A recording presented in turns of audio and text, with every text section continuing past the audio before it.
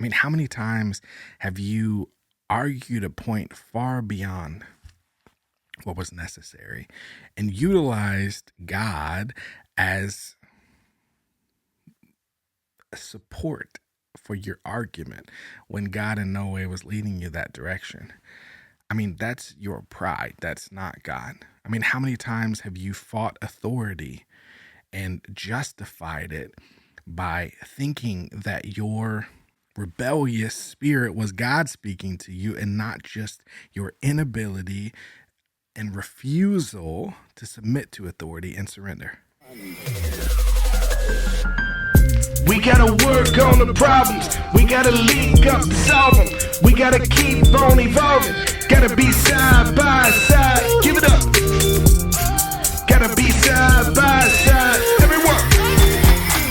Gotta be side by side. Yeah. We gotta be side by side. Gotta be side by side. We gotta be side by side. Everyone. Gotta be side by side.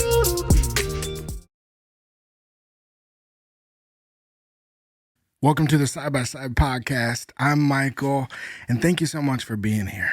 This podcast is all about growing in a spiritual way. It's all about furthering our faith so that we can ultimately spend time in communion with God. And that's a difficult thing, especially in this time when we encounter so much noise in the world. How do we truly hear God? And I don't know about you, but if you're anything like me, then you've had moments where you've really needed God and you felt so pressed in by the world that you felt like you couldn't connect with God. And in those places, it's really important that we create room. And we talk all about creating room and we talk about hearing God. But for those of us that are searching for a very specific message, we don't always find it. And it's difficult after years and years of following a God that we believe is right with us in the journey. That when we truly need God, when we truly encounter those hardship moments, the loss of someone that we love, or the loss of a job, or those places where our faith is tested, it can feel impossible to actually find God. It's like when we need God the most, God is the most absent. But that's not really true, is it? It just feels that way. I have a feeling that you, like me, are in a season where the world feels so incredibly loud, where you just have so many things to do, where you just get notification after notification on your phone, and it just feels like the noise is never going to stop. And you're waiting for that clear sign from God that says, hey, it's me, God. Here's what I want you to do. But every time your phone buzzes or your Apple Watch dings, well, it's not God. And that's really, really demoralizing because we create these spaces of prayer and God doesn't immediately show up all the time. And I know when I first entered faith, it was really frustrating that I could sit and I could pray and I didn't immediately hear the voice of God calling back, answering those prayers. And we've had those moments, I imagine, where we've questioned God in an earnest and intent way. God, why is this happening to me? What is the purpose of this? How do I get out of this? How do I get over this? How do I move on? God, I know that you're promising goodness in my future, but when is it going to get here? I'm so incredibly lonely. I'm so frustrated. When is hope going to arrive? And if you're in that place, then this is the podcast that you want to stick around for. As our lives get more busy, it's really hard to tune out the world.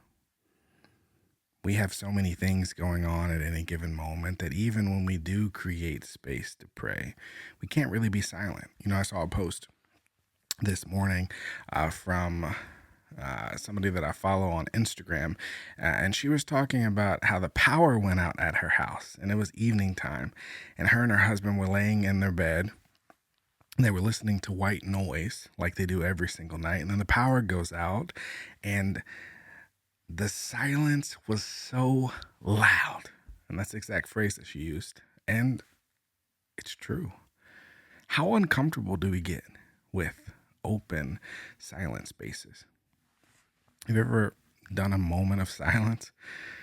We think those moments last like for minutes and minutes and minutes, but oftentimes people can't last longer than 5 or 10 seconds before it's just too much, before the silence is just deafening. But it shouldn't be that way. And so as they tried to sleep with the power out and no white noise machine, her husband had to go get the generator and turn on the generator so that they could have that white noise machine to fall asleep. Because we need noise, whether it's a fan, whether it's a white noise machine, whether it's your partner snoring over beside you. We need noise because the silence feels like too much. And the reason it feels like it's too much is because it is completely foreign to us that we might encounter pockets and moments of silence. Because when's the last time that you encountered silence? We go into the store, and not only is there the sound of carts being pushed around and the sound of, registers clinging and the sound of people talking and phones going off, but in the background, there's that music going. There's always something going. And so when we encounter those moments where we're intentional about trying to carve out space to pray, whether it be for 3 or 5 minutes or just a moment here, it's very difficult for our bodies and our brains, for our spirits even, to catch up to that silence. Our brains are still buzzing. We're sitting in prayer and we're thinking about our to-do list for the rest of the day. We're still drifting off in thought in all these different places, and we're never grounded and centered right where we are. But my friends, here's the truth that we're going to encounter at one point in our life. Even in the noise, God still speaks. There's no world where we exist and God is not actively speaking to us. But the problem is the volume of all the noise around us has amplified and risen so high that we no longer recognize the frequency of God's voice in our lives. And that, my friends, is a problem. So let's explore. How do we hear God's voice again? How do we recognize when and where God is calling us in this life? And then we will finally begin to hear God's whisper in this noisy world. So whether we acknowledge it or not, the world is noisy. We just have to accept that. It's a byproduct of technology, I'd say. We're so connected that we fear not being connected. And it's really interesting because I don't think we're connected in an intimate way. I think it's very surface level connection, but we need to feel connected at all times. Have you ever stepped away and left your phone at home and tried to go through your day and all the activities of the day without your phone?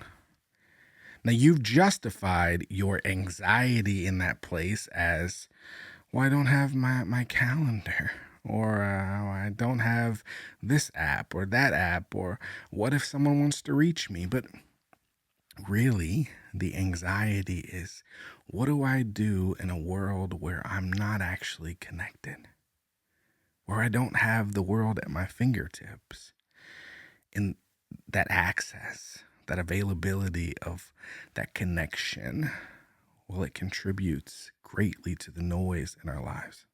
And in that noise, we recognize the external, the sounds that are around us. I mean, how many people operate their daily life with a playlist? I mean, I see people walking around all over places and parks and neighborhoods, and they're walking their dogs, which is a beautiful thing because dogs deserve exercise, right? Just like we do. But they got these big cans on. They got the big Beats headphones on, or the Apple headphones, they have these huge noise canceling headphones on. So you're out in nature and you're walking with your dog, your companion, and yet you can't even be present enough to hear the noises around you of nature and to actually connect with the person, the being that's walking beside you. We're so stuck in. And we call it noise canceling, but what do? We're not really canceling noise. We're isolating noise. And how often is that noise something that actually makes us better? I don't know. You could be listening to a podcast. You could be listening to this podcast as you're going on that walk. So maybe some of it is beneficial, but are we sacrificing in those moments connection to something that is real, something that is authentic to nature and ultimately to God for self-help talk or our favorite tunes in a loop? I think there's an argument that we are. The Bible talks about this idea that sheep know the voice of their shepherd. And I spent some time with a farmer this past weekend, and he affirmed that that is a real thing, that the sheep will come to a call and there's only two people that they recognize the voice of. And so you could go to that farm and you could call to those sheep and you could use the exact same call that they would use. And the sheep would look at you like, who are you? I don't know you. And that is biblically true in that time and as much as it is true in this time, in this moment.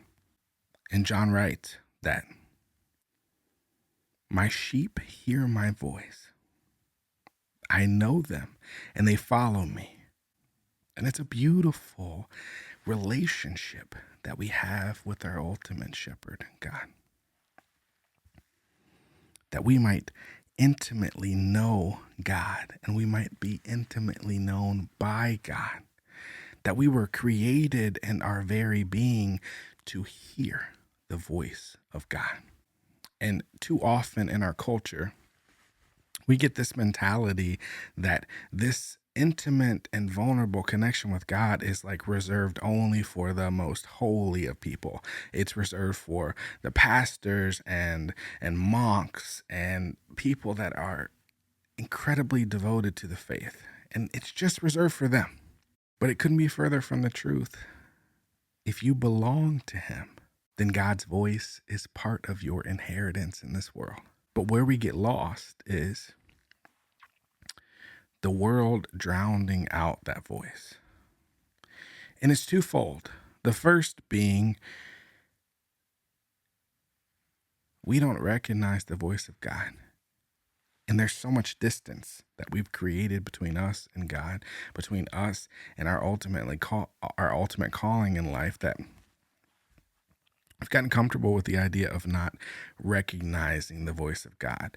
And so if God were to stand in front of us and speak directly to us, I'm very fearful that most of us wouldn't even recognize it.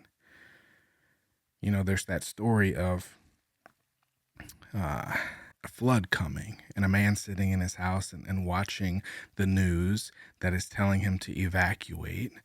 And he shrugs it off and he says, "Don't worry, God will save me." As the floodwaters rise up, he's sitting by his window and a boat comes by in the floodwaters and everybody on the boat says, "Hop on, we'll take you to safety." And he says, "Don't worry, God will save me." And the waters rise even more and he finds himself on his roof and a helicopter comes by and they drop a ladder down to him and they say, "Climb up, we'll take you to safety." And the man says, "Don't worry, I'm fine, God will save me." So the man drowns. And when he gets to heaven, he speaks with God and he says, "God, why didn't you save me?" And God said, "Dude, I sent you a newscast, I sent you a boat, and I sent you a helicopter. What more did you want from me?" And that's the God that we encounter. A God that would literally have to smack us right in the face to get us to pay attention to his voice as it speaks to us. And that's a shame, my friends. But that doesn't mean that we can't turn the ship around.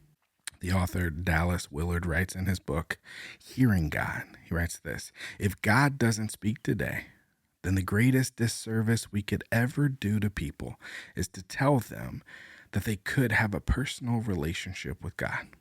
And that's tough to digest.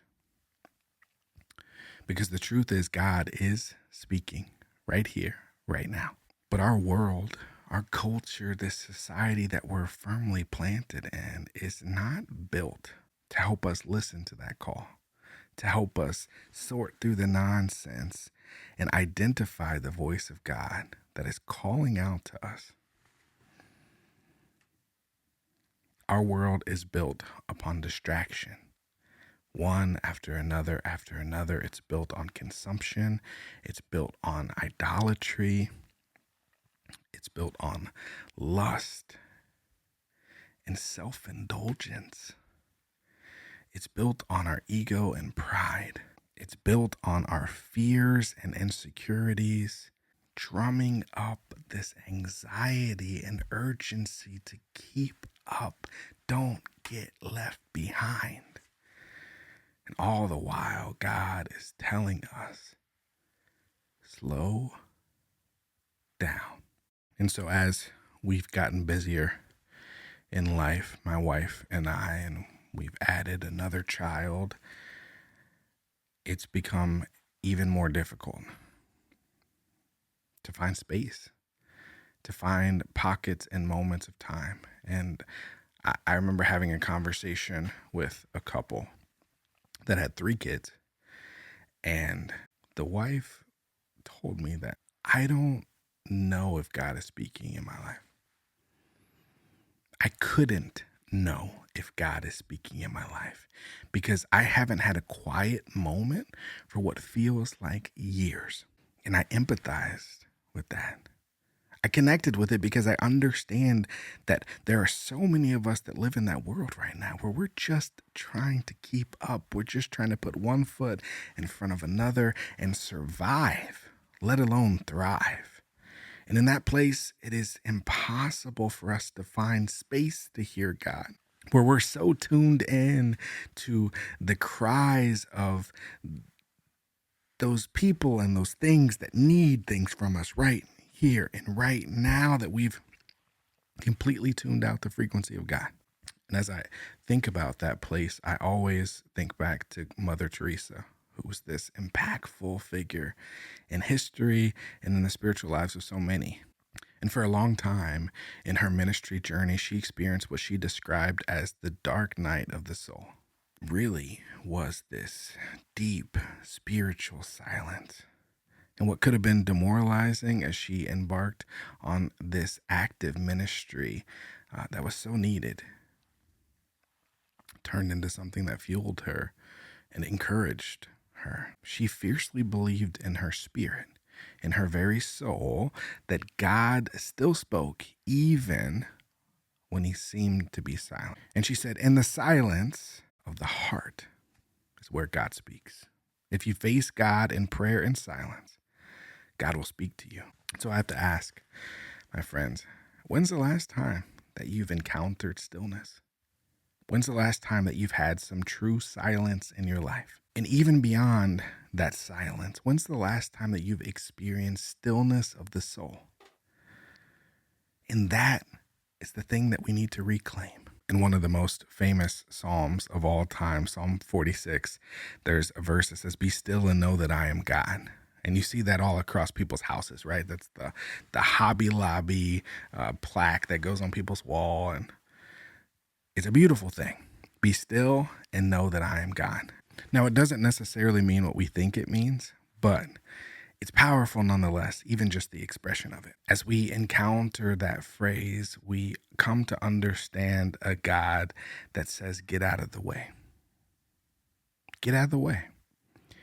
And whether we recognize it or not, we get in our own way. I mean, how many of us think about stillness or quiet or silence as getting out of the way? If anything, we're afraid that we're like sharks or something. Like if we stop swimming, we're just going to die.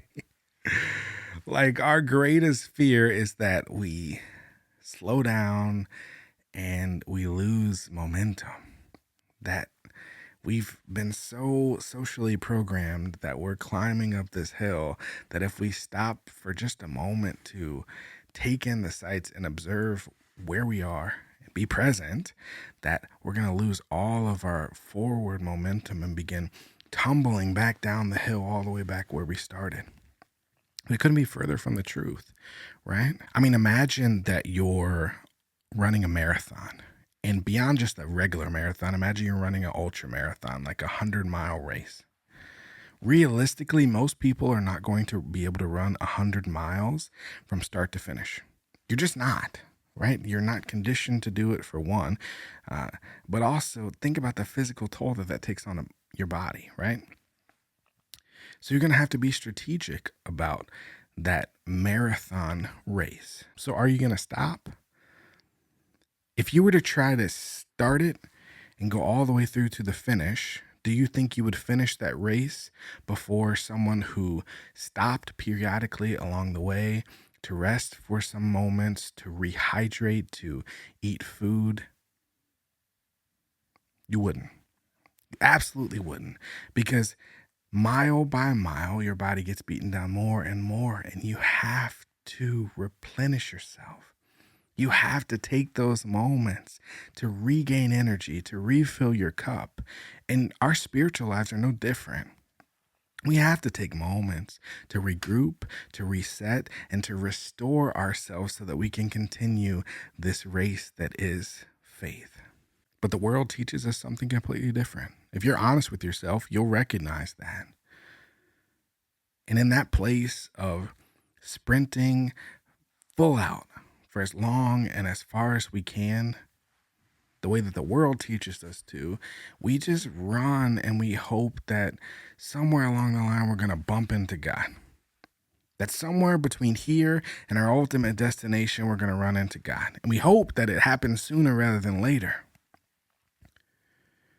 But the truth is that hope doesn't actually come to fruition, because instead of running, we're told to be still. That stillness precedes clarity in our lives.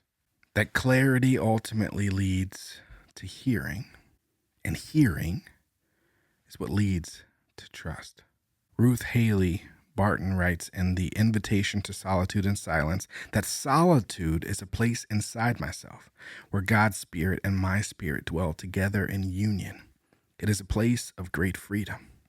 As our schedules get busier and busier and we begin to add more and more things, this organization and that organization, and this kid's going to play soccer, and this kid's going to play baseball, and we got to go to gymnastics here, and we do this and this and this and this and this, and our schedules become more and more compact.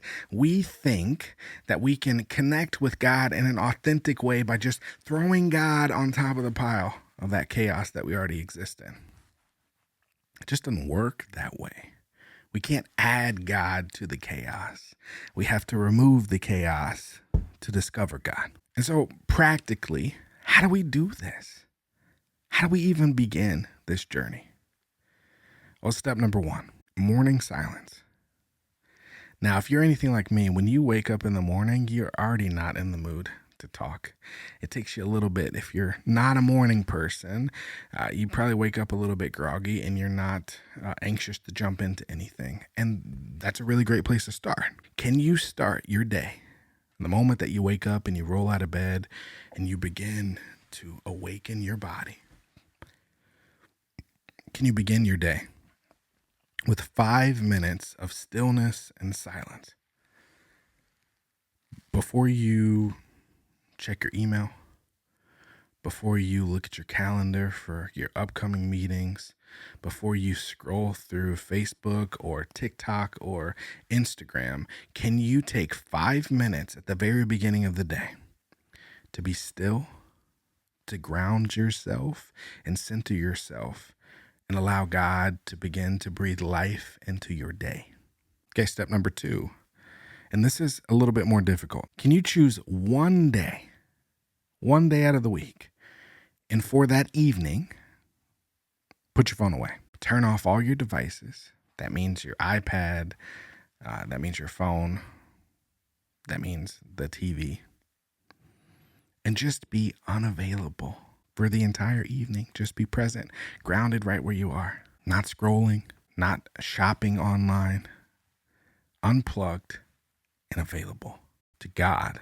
And then the final step, finding a sacred space. Can you search through your house and find one space, whether it be a chair, whether it be a corner, whether it be a closet somewhere, one place that you dedicate in your home to listening prayer?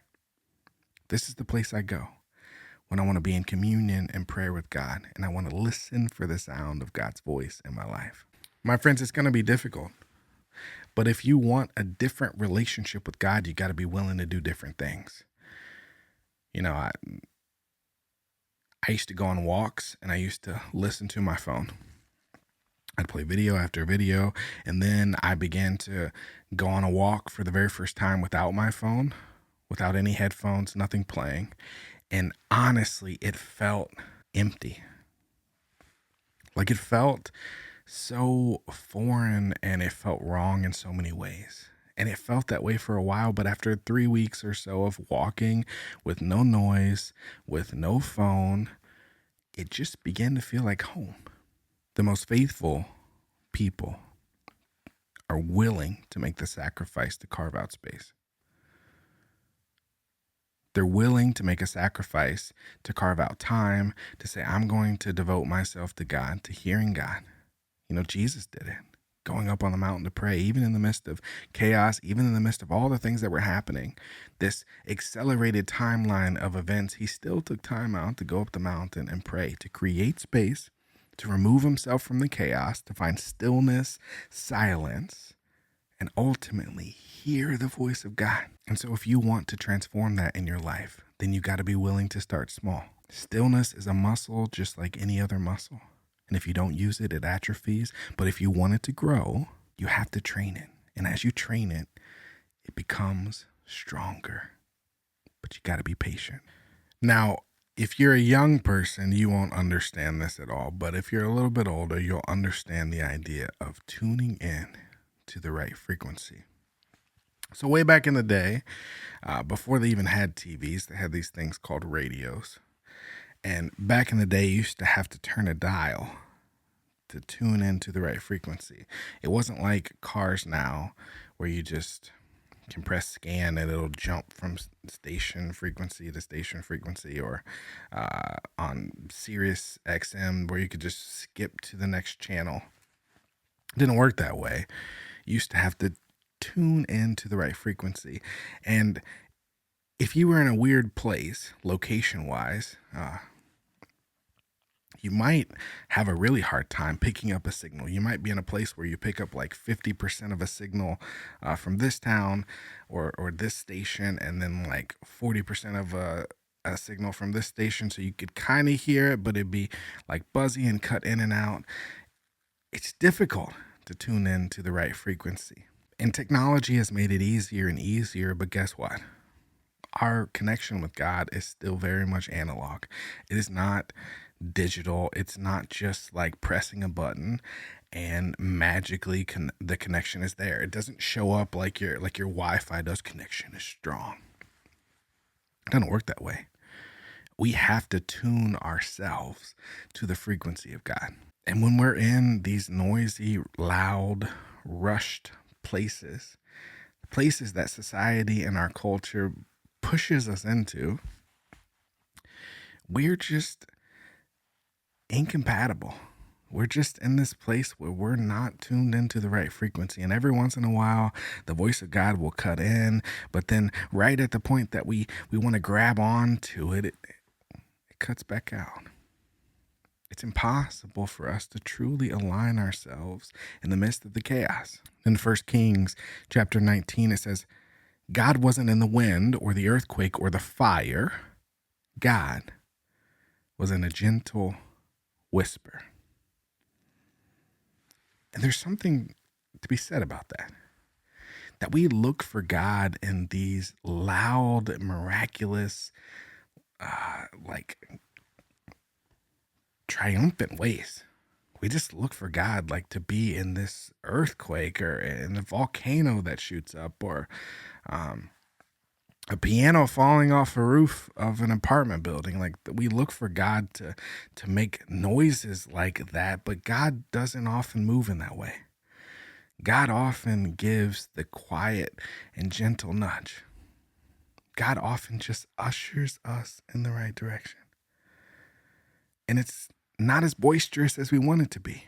And that's frustrating in so many ways, especially as you encounter real adversity where you're going through a big loss or these like faith testing moments. You want God to show up and to show out. You want God to put his feet down and be aggressively apparent. But that's not often God's nature. And we wrestle with that. It's this push and pull of the way that we want God to show up. But I think we have to do some analyzing of why we want God to show up in that way. Do we want God to show up in that way because we need God to show up in that way? Or do we want God to show up in that way because it's the most convenient way for us? You know, we love a good popcorn action movie. As a culture, we do. And the reason why we love it is because it's all right there in our face. There's no need to dig any deeper. There's no need to do any true analysis or deciphering of what the message might be. There's no need to connect the dots. It's just all right there in front of your face. It's loud and it's triumphant and it's right there for you. We love that because it's easily digestible. It doesn't require anything of us but to show up. Just show up. But what if God requires more of us? I think we get a little too comfortable with that idea of come as you are. Yes, come as you are, but don't stay as you are. Come as you are, but don't stay as you are. And that's important. That is crucial to our walk in faith, that we're not invited to stand in the same place. That we are called to do the work, and that is this internal wrestling. And if we're to truly encounter a God that is speaking to us, then we have to be willing to do that work. You know, the relationship that we desire of God, the sacrifice that God has given time and time again to demonstrate this unconditional love to us, it demands a response. It demands for us to reciprocate with our energy, to come as we are, but to never stay as we are. And so I think we have to step away from this huge desire for God to be loud, because we don't need God to be loud. We just want that for our convenience because we're lazy in a spiritual way. And I don't know, maybe that is like, you know, as we start to talk about terms like lukewarm Christian and those things, maybe that does describe a lot of us, that we don't really want to do the work. But I think when you really start to dig a little bit deeper and you start to analyze the way that you're craving for God to show up, I think you're craving a deeper connection. And we never get a deeper connection being force-fed something. We never get a deeper connection with surface level, low-hanging fruit. We just don't.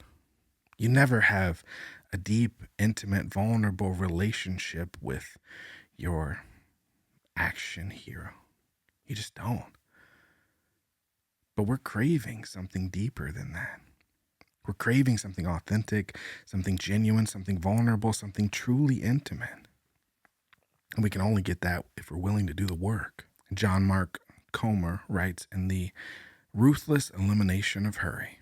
Hurry is the great enemy of spiritual life in our day. You must ruthlessly eliminate hurry from your life. It's true that we have to decide that we want to tune into God, number one, that we're willing to do the work in order for that to happen, number two. And so if you're willing to make that commitment, how do you do that? Well, you got to slow down. There has to be an intentional decision to slow your life down. You can't keep going at the breakneck pace that you are and still expect for God to speak. You have to pause in order to listen. And then the difficult piece, you have to immerse yourself in the Word. I mean, how many people are truly afraid of this thing? Like, fearful. There's too many people that are just afraid to open the Bible, let alone to read it and to try to connect in a deeper way. But if you're not surrounded by God, by God's word and by God's presence, how do you expect to come to know God? And then you have to discern. It's the missing piece for many people. We think we hear from God, but we never do the discerning piece to say, does this voice lead me towards peace? Does this voice lead me towards living life in the image of Christ? And if we really did that discerning work, I think a lot of people that say that they're following where God is calling them to go, they'd have to about face and go a completely different direction. Because God is always leading us towards peace. God is always leading us towards love. And oftentimes, that does not mean that God is leading us to self-indulgence. Oftentimes, it's quite the opposite. So Martin Luther, who was the instrumental figure in the Reformation and really the creation of the whole Protestant wing of Christianity, he once said that he had so much to do that he's going to spend the first 3 hours of his day in prayer. Now imagine that you open up your phone and you look at your calendar and you realize that your day is jam-packed from beginning to end, that you just have so many tasks to complete that it doesn't even seem feasible. And so instead of waking up early and jumping straight into the task, you're going to instead spend the first 3 hours of your day in prayer. You'd think I was crazy if I were to suggest that. Because in our mind, we just lost 3 hours. Like legit. That's the way that we think. You know, I think that all the time. I'll have all these things to do, right? And then like the idea of going to the gym to work out for 45 minutes. It's like, dude, I just lost 45 minutes. But we have to reframe the thinking. The thinking can never be, I lost 45 minutes. The thinking can never be, if I spend 3 hours in prayer, I've lost 3 hours of my day. No, I've fueled myself so that I can be that much more proficient, that much more effective, that much more grounded with everything that comes out of me for the rest of the day. And that is imperative, my friends. As we reach for God's frequency in our lives, we find a frequency that is steady and consistent. And the only difficulty is that we have to slow down in order to tune into it. And as we walk through this faith journey, there's so many people that would profess to be Christians that are in no way connected to a community. Now I'm going to get backlash from that, because people think about Christianity as this solo journey. And it's fair that it is your personal walk with Jesus. But where's the accountability of community if you're not connected with community? There are so many people in the world that would profess to be Christians, that would profess to have faith and be spiritual people, that are not members of a church, that don't actively participate in what we consider corporate faith. And that's a problem. It's a problem because it's difficult to worship by yourself. But it's also a problem because God uses people. In all times, in all things, God uses people. I mean, as you open your Bible and you read about the way that God encounters people, how often does God just show up by himself? It rarely happens. Most of the time, God is speaking through someone else. Most of the time, God is using someone to make a way. And guess what? It doesn't happen any different today. God uses the people in our life, the people that we encounter, to speak to us. God uses people to transform our minds, to transform our spirits, to give us insight and hope.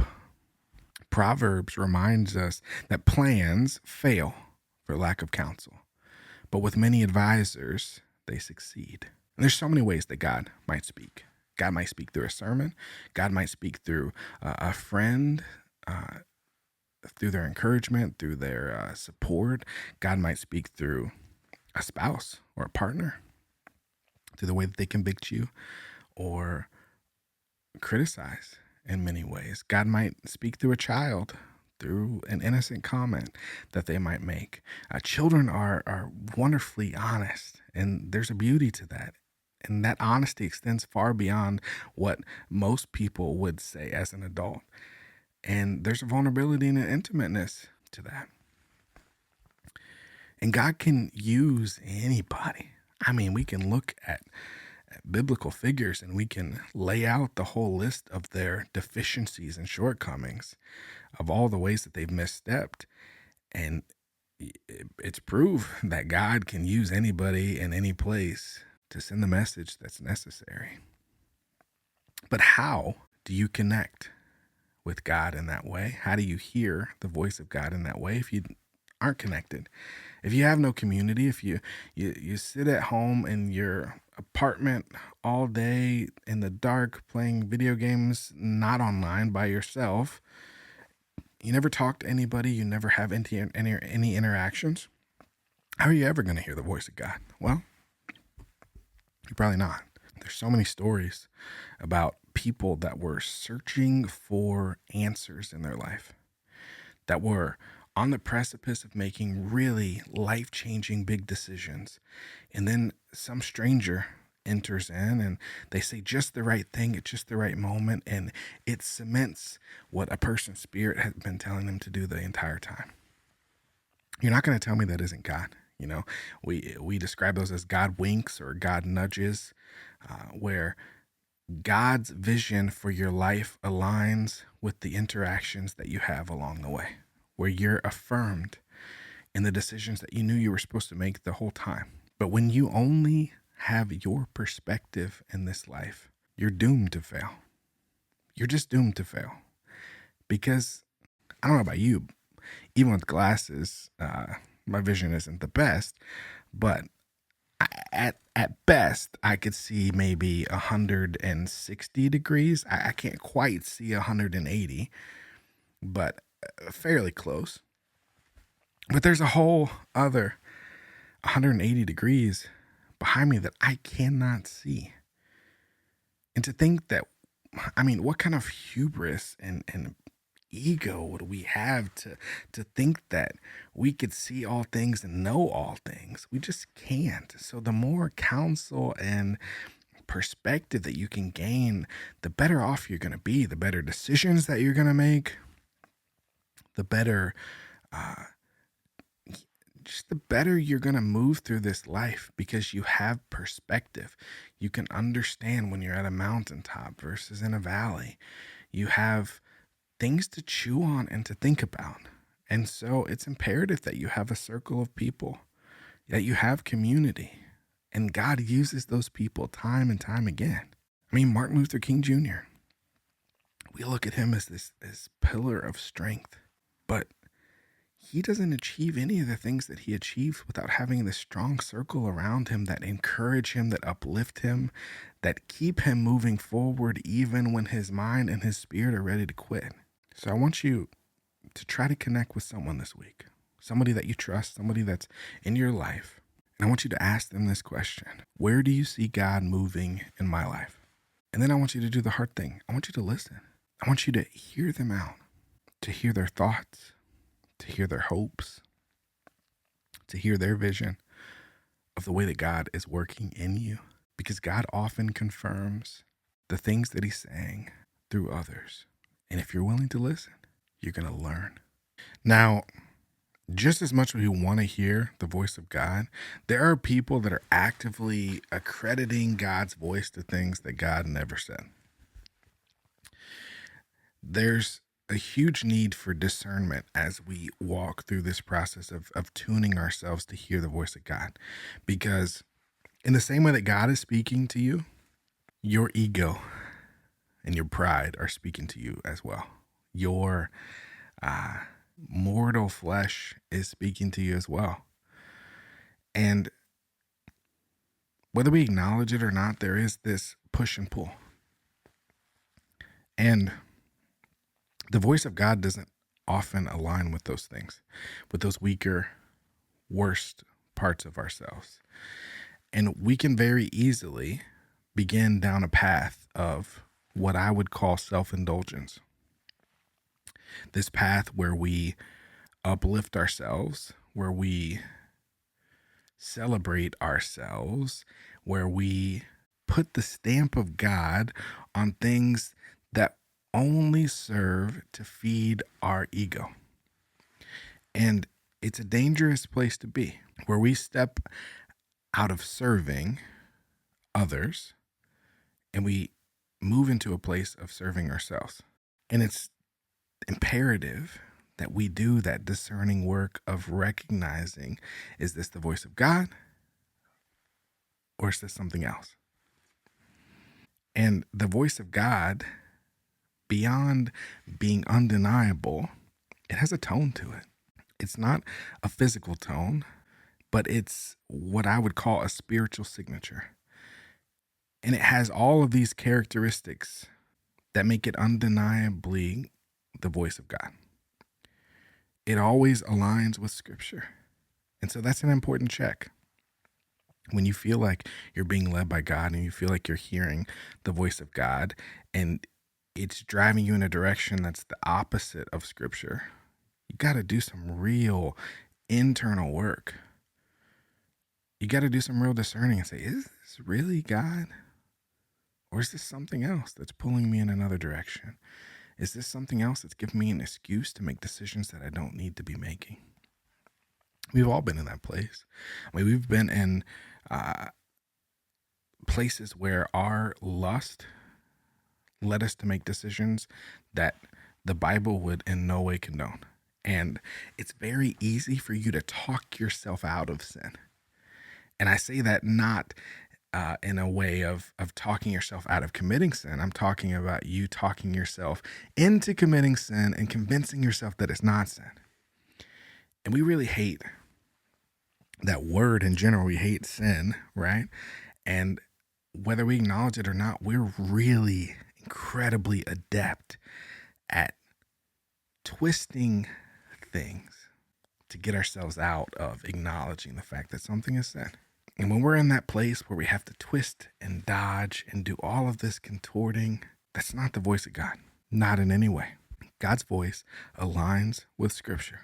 But that voice also leads us towards peace, towards truth. And when we get in this place where we feel like we're hearing God and it just leads us into constant conflict, we got to do some assessing. You got to do some discernment and try to analyze, is this really the voice of God? Or is this my pride that's taken over? My desire to be right, my desire to fight authority, or just be combative. I mean, how many times have you argued a point far beyond what was necessary and utilized God as a support for your argument when God in no way was leading you that direction? I mean, that's your pride. That's not God. I mean, how many times have you fought authority and justified it by thinking that your rebellious spirit was God speaking to you and not just your inability and refusal to submit to authority and surrender. I mean, that happens all the time. It's like the inner kid in us, and that's not God. And here's the toughest one. The voice of God never condemns or shames. We really struggle with this one because we align our internal voice with the voice of God. And my friends, our internal voice is nasty. It is an ugly voice for so many of us. It is a voice that is full of shame and guilt, that belittles and condemns. And that's not the voice of God. God's voice is a voice that lovingly corrects. And that is an important distinction, that God doesn't need to shame us. God knows us from the inside out. God doesn't need us to feel bad about ourselves in order to lead us towards love, in order to begin that ultimate transformation. God only needs to lead us to love, to invite us to the transformation. So that nasty voice that elicits shame and guilt, that's not God. That's your insecurities and your fears, this inability to love yourself. And that is not God, and that will never be God in this moment or in any of the moments to come. And it's crucial that you discern that. Dallas Willard writes, God's voice is a matter of the heart. His speaking to us is gentle and non-coercive. God doesn't need to convince us. God speaks life into us. And in that place, when you're carrying light, when you're carrying life, you don't need to convince anyone. All you need to do is offer the invitation to begin the journey. And so in the places where we hope to encounter God, we need to recognize that we'll never encounter a God that leads us to fear. We'll never encounter a God that leads us towards anxiety or insecurity. We'll only ever encounter a God that leads us towards hope. And that hope brings along with it peace. That no matter the adversity that we encounter in this life, we are safe in the arms of God. And we have to develop the resiliency of spirit, the courage to reject all other voices, to tune out all other noise if it doesn't lead us in the direction of love, if it doesn't lead us towards hope, and ultimately, if it does not lead us towards peace, then it does not belong. That's a tough pill to swallow, because we'd much rather deal with all the voices than to do the work of expelling them. I mean, I think about opening up YouTube, which is the second, it's basically the second largest search engine, right? It's not Bing, it's YouTube. Google, then YouTube, because we search for everything on YouTube. How to do everything, what this means, and we get so much information and so many voices, and it's good to have the resources, but what we're not careful about is all this consuming that we do are all these different voices. And we invite more and more voices in, and we continue to listen to voices that are coercive and toxic to our spirits. So you need to do some analyzing and real discernment here. Are the voices of the things that you're consuming, the voices that you hear in your spirit and ultimately in your conscience, are they leading you towards hope? Are they filling you with peace?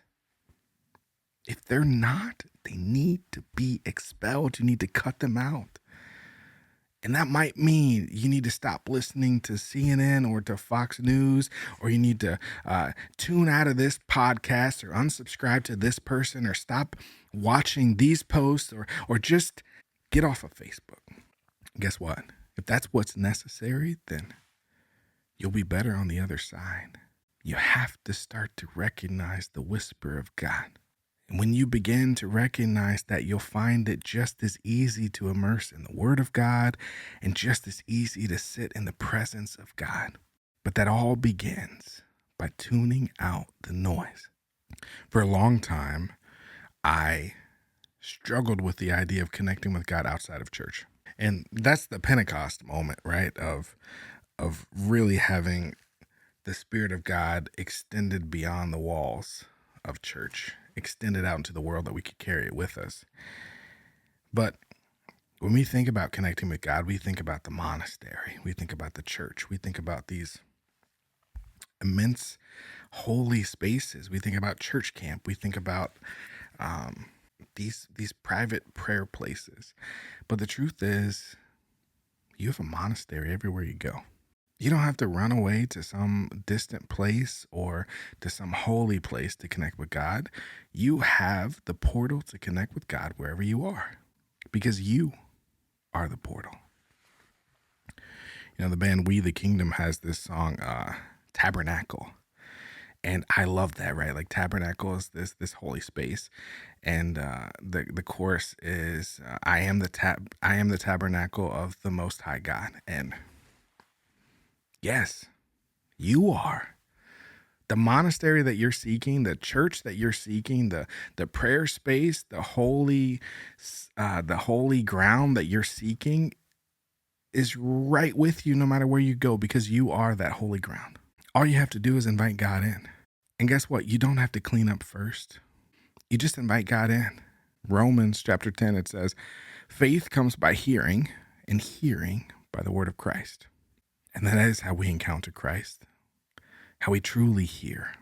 That God is not only found in the quiet, that sometimes God is found in the mundane, the things that we write off as unholy, of insignificant, of just mundane tasks. That's often where we find God the most.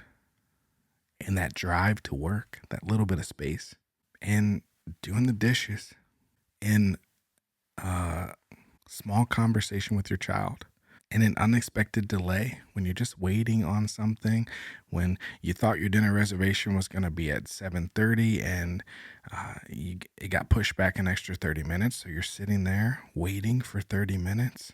These are the spaces where we find God, where we hear God speaking to us, and the things that we didn't plan for, and the things that we're not expecting to find God. That's the moment that we find God. You know, whenever someone's looking for something and they can't find it, I always say, stop looking. Stop looking. Because you're going to find it when you stop looking. That's always the moment that you find something, when you stop looking. And when you stop looking, it's not that you've given up on finding it. It's just being still enough to give space for something to make a way. And we need to do that with God too. And sometimes that means doing the mundane things and allowing God to speak to us. Not trying to force it. Not trying to hyper focus on this is the space that God is going to speak, because God doesn't work that way. God doesn't work on your schedule. God doesn't work by your plans. God works by God's plans. And oftentimes all you have to do is move out of the way. The people with the strongest connection to God have come to recognize that we can find God in every act. That no matter how small the thing is, we can always find ways to reconnect and to commune with God. My friends, God speaks in all. The issue that we find is not God's absence. The issue is our awareness. If we're willing to let every moment be a listening moment, then we will encounter a God that is speaking. So here's the invitation. Make space. And in that space, tune in. And once you're tuned in and dialed up to God, listen closely, listen intently, listen with purpose. The voice of God is not silent. It's just waiting for space to be heard. And my friend, if you're willing to make that space, then I have a feeling you're going to hear the voice of God, a voice that has been crying out to you for longer than you realize. Reconnect, restore your spirit, and listen closely. Thanks for tuning in, friends. We'll see you next time.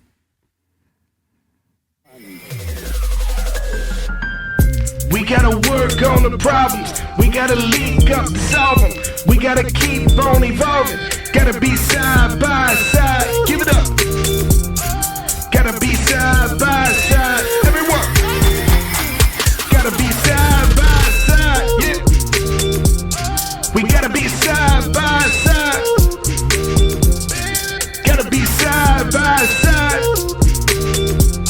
We gotta be side by side.